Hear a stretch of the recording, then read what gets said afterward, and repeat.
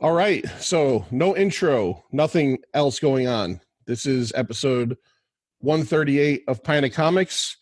And this is our, contribution to hashtag podcast Blackout. And what that is a couple of guys from a fellow podcast called Cult 45 started this, and it was in response to basically all the violence that's been happening against Black people in America, particularly at the hands of police officers, but not only.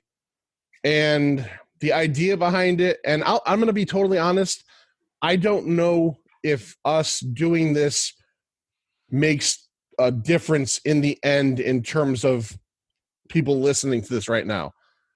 But the reason I think that we needed to do this was solidarity, support, and after 160 weeks of basically continually putting out entertainment, 1 week to support something that's very important in a time in our country that is extremely tumultuous and hard to understand for a white man like myself, in terms of, like, there's no way that I can sit in someone else's shoes.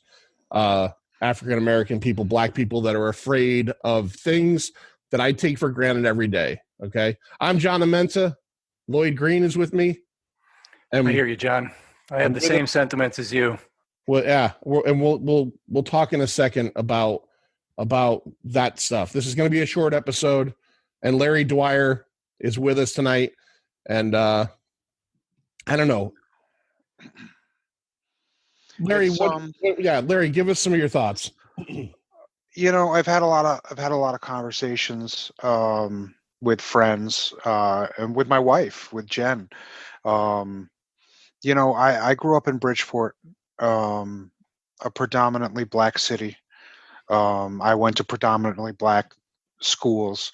You've seen my prom picture. My prom picture is me and 8 Black dudes. Yep. Those are my friends.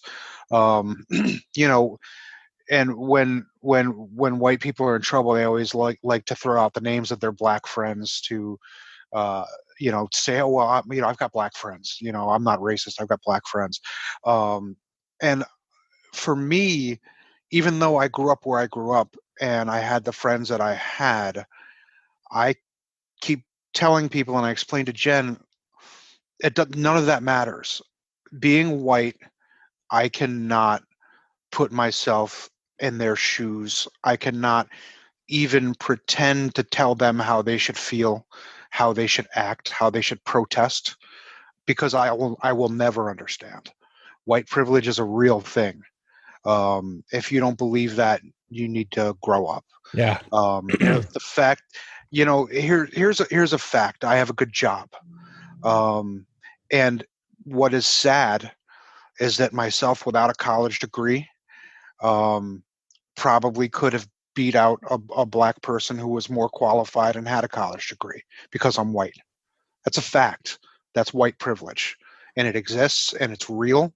And anybody who doesn't believe that it's real is living with their head in the fucking clouds, or they're just ashamed to admit it. And it's 2020.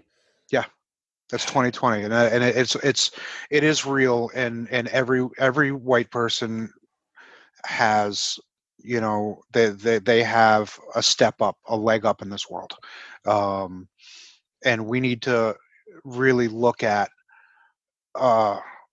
some kind of change. I don't know what it is. If I knew what it was, maybe I'd be a hero, but I don't. I wish I knew what it was.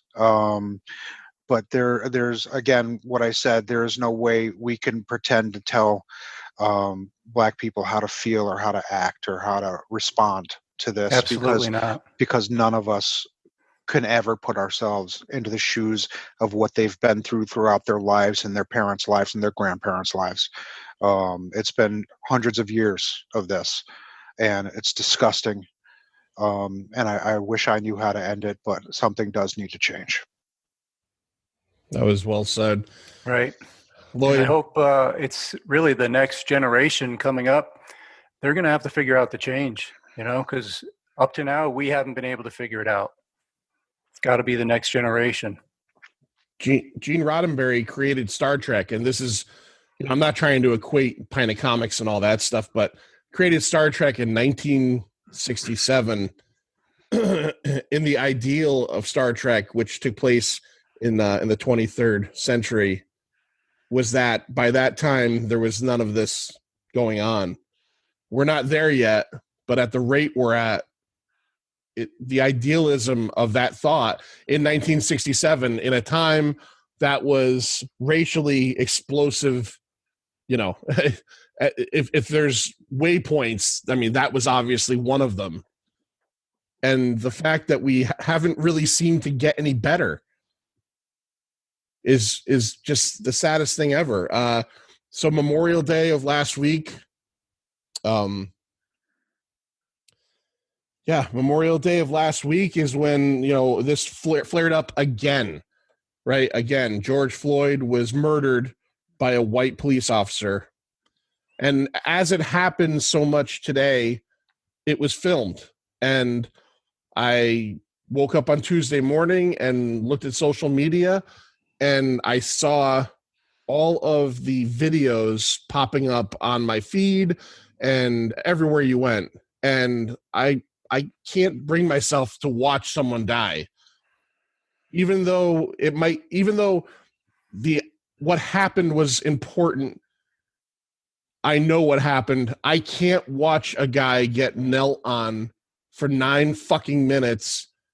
And from what I hear, he was begging for his mother and that, begging for his mom and stuff like that is, and then weeks earlier, there's another video with another gentleman, a jogger, Ahmaud Arbery, getting murdered by a couple of fucking yokels because he was in their neighborhood and he was black. Maybe they're not going to say that. Maybe that's not what's going to be said, but that's true. He was black and he got shot in the middle of the fucking road by a father and son tag team of the worst, while someone else filmed, and nobody stopped any of this. And I haven't watched either of these videos because I can't. We're getting to the point. I can't watch that. My wife watched it. My wife with tears in her eyes said to me, it was horrible. And I said to her, why did you, I don't know, Larry, do you watch these things? I do. I feel like, and I understand not watching them. But for me, I feel like I need to see it. There's a large part of me that feels the same way. And I've seen ones before and I can't get rid of them. No, I've seen them all. It's disgusting. I'm still shocked every time it happens. And I don't know why I am. I really don't. Because it's been going on for so long. But yeah, I have watched them, and it's awful. And it's just, those two are just as awful as you're describing, as you think they are. Yeah. You, me, Lloyd, we get pulled over tomorrow, and it's just a case of whether we're going to get a ticket or maybe get arrested for something. But that's what's going to happen. We're going to get arrested maybe and brought to jail. And we don't understand, because we can't understand what the fear must be like to worry about, well, hey, I just took a inappropriate left turn and now I might get shot. And my laughter is not laughter. It's fucking amazement at the world we live in. And obviously, police are a big part of it. Bad police are a big part of it. And in that, I'm going to say something that I don't need, I don't know how you guys feel. And I know it's not popular to say, but here's the problem with the police is that not all cops are bad, but there are a ton of bad ones. And the ones that don't say anything or do anything, even if they didn't pull the trigger or kneel on a neck or whatever it may be, they are just as bad because they're condoning it. They're accountable too. Yeah. Yeah. Complicity, it's as bad or worse. Complicity. Yeah. Yep. Yep. So, hashtag podcast Blackout. Again, is listening to this for a few minutes going to change your life? No. But, I wrestled with it. I honestly wrestled with it. I thought, put out a regular episode, and I thought, you know what? At the very least, showing a little support is not going to hurt us. Not hearing us talk about Poltergeist 9 for 1 week is not going to hurt you. 15 minutes of us talking about this stuff that,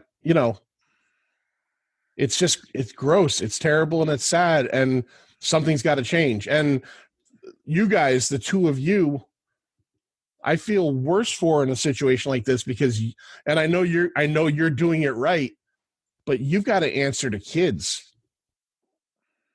Like, you both have young kids that, Lloyd's are a little bit older, but Larry's are more at that point where, I can only imagine, like, why is it wrong to be a different color? Like, that is the best question of all fucking time.